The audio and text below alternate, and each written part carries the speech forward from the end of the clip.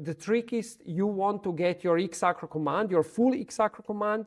The easiest thing how to do that is to introduce little error in the string, and then ROS gives you automatically. You can copy it, you can use it, then you can add a repositive level, and then at the end you get generated your URDF file. So you can even investigate this URDF file. Seldom cases I'm doing that too. But the most important thing is this is how you can fix your xacro description file very easily. Hi everyone, Dr. Denis from BeRobotize here. If you ever wanted to use ROS like a pro, then this is a video for you. In ROS Pro series, we show you which tools and methods we are using at BeRobotize and how we profit from them. So also, hopefully, you could too. In today's video, it's one of my favorite topics. It's about debugging and how to make debugging fast. I can bet that you don't like debugging. I hate it. That's why I always try to figure out new method, how to make it simpler. And here we are talking concretely about debugging xacro files. So if you are ever adjusting some robot hardware files, URDF files, and so on, you should anyway always use xacro, and then you have to debug them. So let's check what do we have. So we switch to our machine. Here we have created our robot package. Let's now open terminal. If you saw already the video why you shouldn't use Ubuntu, then you know exactly what I'm doing. But nevertheless, in the previous videos, you learned how you can load workspace using RTW. So we have already our robot workspace.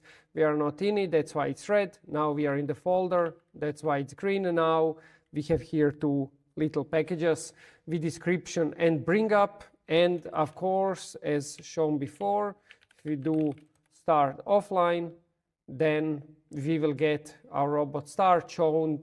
We can see here down, ROS2 control has been started. We can also open new thing.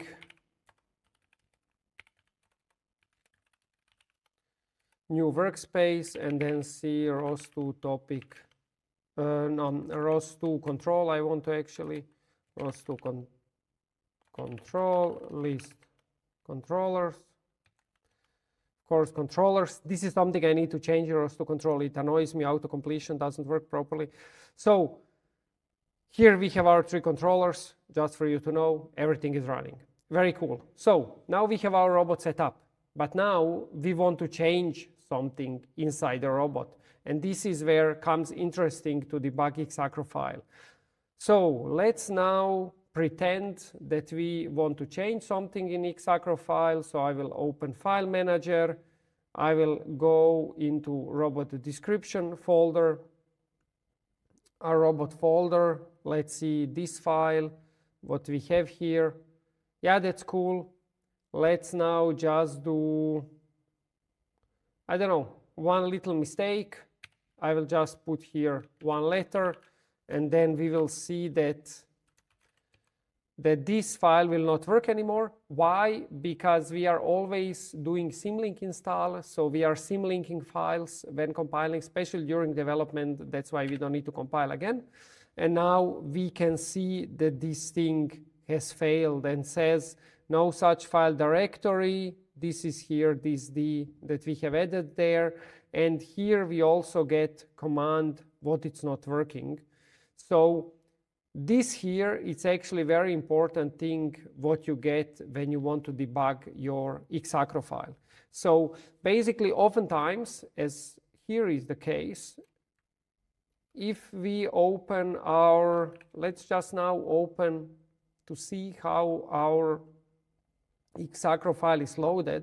So we have here our load description file that we always have. And then we see that we have here few parameters. I mean, we have just set up this robot, so it's quite easy. There is no many parameters. In the real world, we usually have around 10, 12, 15, 20 parameters. And then it gets quite hard to debug and see exact parameters. So this method, this error that I introduced here, that's, for example, an error that I'm also introducing oftentimes intentionally, but I'm most of the time introducing it here in the launch file, because I want to see in the launch file exactly this command.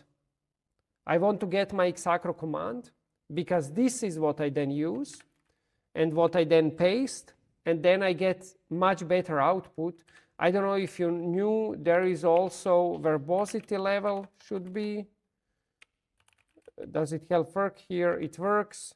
So we have verbosity, for example, let's say logs on NOR level 4 if you want to be hardcore.